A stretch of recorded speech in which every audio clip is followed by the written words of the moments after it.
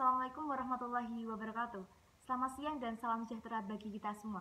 Yang terhormat Bapak Ibu Dewan Juri yang saya hormati, penyelenggara Lomba Debat Bahasa Indonesia tahun 2022 dan para pemirsa yang berbahagia. Sebelumnya, izin memperkenalkan diri, nama saya Junirwati Azizah dari SMA Negeri 1 Salaman selaku pembicara pertama dari tim oposisi yang menolak dengan mosi kita kali ini, yaitu Dewan ini percaya bahwa orang tua dari anak yang berbakat dalam bidang seni memiliki kewajiban untuk memaksimalkan potensi anaknya.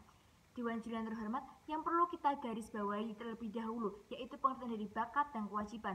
Menurut M. Ngalim Purwanto menjelaskan bahwa arti bakat adalah kecakapan pembawaan tentang kesanggupan dan potensi tertentu yang dimiliki oleh seseorang. Sedangkan pengertian dari kewajiban adalah segala sesuatu yang harus atau wajib dilakukan dengan penuh tanggung jawab. Akan tetapi, kewajiban juga dibatasi oleh hak yang dimiliki oleh seseorang. Berdasarkan pasal 28J ayat 1, dinyatakan bahwa setiap orang memiliki kewajiban untuk menghormati hak asasi orang lain, baik itu dalam kehidupan bermasyarakat, berbangsa, maupun bernegara. Dewan Juri yang terhormat, seseorang yang memiliki minat pada bidang tertentu belum tentu berbakat pada bidang tersebut. Seperti seseorang yang menyukai musik dan memiliki minat pada bidang musik namun tidak dapat bermain alat musik, begitupun sebaliknya. Jadi, bisa dikatakan bahwa bakat karena meskipun sebenarnya seseorang memiliki bakat, namun apabila tidak memiliki minat pada suatu hal, maka bakat tersebut tidak akan terlihat dan berkembang. Setiap orang pada dasarnya memiliki suatu bakat dan minat dalam dirinya. Tinggal bagaimana diri masing-masing mengembangkan bakat dan minat tersebut. Kemampuan tidak hanya dilihat dari segi prestasi di bidang pendidikan, namun dapat dilihat dari kemampuan lain di luar pendidikan yang disebut dengan bakat. Dari apa yang disampaikan oleh tim pemerintah mengenai anak lebih difokuskan dengan bakat seni, mendorong anak mengikuti perlombaan seni, tetap mengikuti sekolah hingga besok bisa disalurkan ke kuliah seni, menurut saya dengan pola pikir seperti itu lebih membuat anak tertekan hanya lebih pengembangan ke satu bakat, tidak bisa belajar hal-hal lain yang bisa digali lagi dalam potensi yang ada dalam dirinya. Alasan saya yang pertama, yaitu anak berbakat merupakan anak yang memiliki kemampuan atau potensi unggul dan dapat memberikan prestasi yang tinggi, memiliki kecerdasan di atas rata-rata, kreativitas dan perkembangan kemampuannya di atas rata-rata.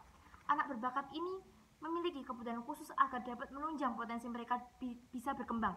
Tulisan ini menggunakan istilah anak berbakat karena anak berbakat memiliki perfeksionisme dan kecemasan negatif yang menyebabkan munculnya masalah bagi dirinya dan orang lain dalam mengembangkan potensi diri. Perfeksionisme menuntut adanya perilaku ideal yang diharapkan, dan kecemasan negatif menimbulkan ketidakpercayaan diri dan kecemasan yang berlebihan. Tentu saja hal ini dapat menjadi penghambat dan pengembangan potensi anak berbakat. Karena anak berbakat memiliki kebutuhan khusus yang harus diperhatikan, maka orang tua sebagai agen utama harus berperan penting dalam menentukan apa yang dilakukan. Orang tua harus cerdas, cermat, dan aktif untuk mengatasi permasalahan yang muncul akibat kelebihan yang sekaligus juga menjadi kelemahan anak berbakat. Dengan demikian, orang tua dapat memperoleh alternatif cara bagaimana mengembangkan potensi anaknya. Selanjutnya, orang tua dapat berperan sebagai pendidik, fasilitator, motivator, supporter, dan role model bagi anaknya agar dapat mengembangkan potensi yang dimiliki anak berbakat. Peran yang dijalankan oleh orang tua tersebut sangat relevan dengan teori pendidikan humanistik yang melihat anak sebagai pusat perhatian pada pengembangan potensi anak, orang tua sebagai fasilitator, motivator, supporter, dan mengembangkan potensi anaknya. Untuk alasan yang kedua, yaitu kecerdasan seorang bukan ditentukan oleh bakat, tetapi melalui belajar atau latihan terus-menerus. Banyak yang berpikir jika bimbingan belajar hanya untuk anak yang ambisius dan pintar. Sebaliknya, siswa dengan motivasi belajar rendah tidak mau ikut bimbel karena mereka berpikir jika pintar itu merupakan bakat yang sudah ada dari lahir. Padahal, kecerdasan seorang itu bukan ditentukan oleh bakat, tapi belajar atau latihan secara terus-menerus. Jadi, orang tua tidak wajib memfokuskan anaknya ke potensi bakat mereka. Kita ketika bersekolah, tentunya potensi bakat akan tergali dengan sendirinya dengan belajar secara terus-menerus. Ketika hanya sekolah disesuaikan dengan potensi anak, itu akan membuat kurang berkembang lagi potensi yang dimiliki oleh anak karena hanya mempelajari bakat yang mereka miliki saja. Terbukti banyak sekali orang yang memiliki bakat tersembunyi tanpa harus ia belajar melalui kursus. Contoh saja, aktor Mark Ruffalo juga punya bakat tersembunyi. Pemain sirkus handal, ia mahir dalam menjaga keseimbangan saat naik sepeda roda 1. Kemauannya itu seolah tak hilang.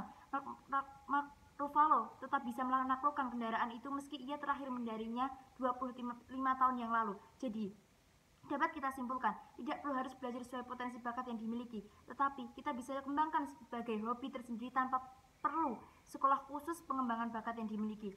Untuk alasan yang ketiga, yaitu bakat hanya modal awal untuk meraih kesuksesan. Bakat adalah kemampuan bawaan yang seorang miliki sejak kecil, maka bisa dibilang bakat adalah modal awal untuk meraih sukses.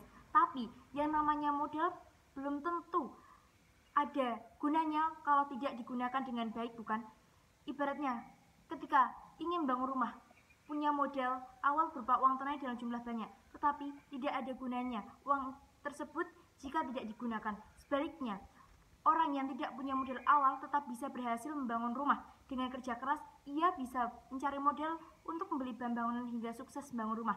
Begitu pula dengan bakat. Bakat yang luar biasa tidak ada gunanya kalau tidak dikembangkan. Sebaliknya, orang tanpa bakat tetap bisa meraih sesuatu walau hanya mengandalkan kerja keras. Dewan juri yang terhormat, menegaskan dari apa yang saya sampaikan, dari data dan fakta mengenai bakat yang tidak perlu harus dengan sekolah kursus. Bakat hanya modal awal kesuksesan, tapi bakat ada yang harus perlu dipentingkan, seperti dengan kerja keras dan sesuatu keinginan. Maka dari itu, saya selaku pembicara pertama dari tim oposisi tidak setuju dengan mosi kita kali ini, yaitu Dewan ini percaya bahwa orang tua dari anak yang berbakat dalam bidang seni memiliki kewajiban untuk memaksimalkan potensi anaknya. Sekian dari saya, terima kasih. Wassalamualaikum warahmatullahi wabarakatuh.